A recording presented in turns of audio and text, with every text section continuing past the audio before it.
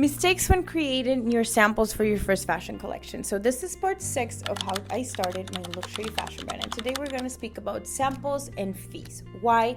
Because one of the things that I noticed at the beginning is that I had only budgeted for what I thought was going to be the cost of samples, which usually a sample is going to be double the price of that same product in production. But I didn't realize all the fees that they included. So make sure, whether you have an agent or you communicate directly to your factory, that before you enter into the sampling process, you understand all the different fees that are included. So what is the sampling process like? First, there's a development stage. And this, I'm talking mostly shoes, but I know for most fashion products is similar. There's a development stage when they will charge you for the development and understanding the patterns, the material, cutting the insoles, and all of that stuff. Then they're going to create a mock-up or a prototype, what it's called. The prototype is usually made with materials that they have in-house in the supplier just to test the overall pattern, if it was done correctly, if the fit is correctly.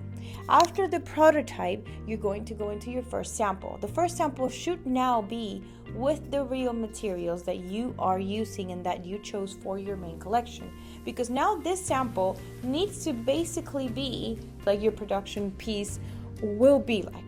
Now, the key of how good of a designer or of a communicator as a designer you are can be reflected in how many rounds of samples you do. Your goal is to make sure that you don't have to do more than two sample rounds, because if then there's a problem of either the supplier understanding you or you communicating correctly. So your tech sheets, your communication should be perfect so that your first samples can come almost perfect. You can do a couple of corrections to them and then ask for the second round. If you have to go to more than 2 rounds of samples, evaluate what's happening.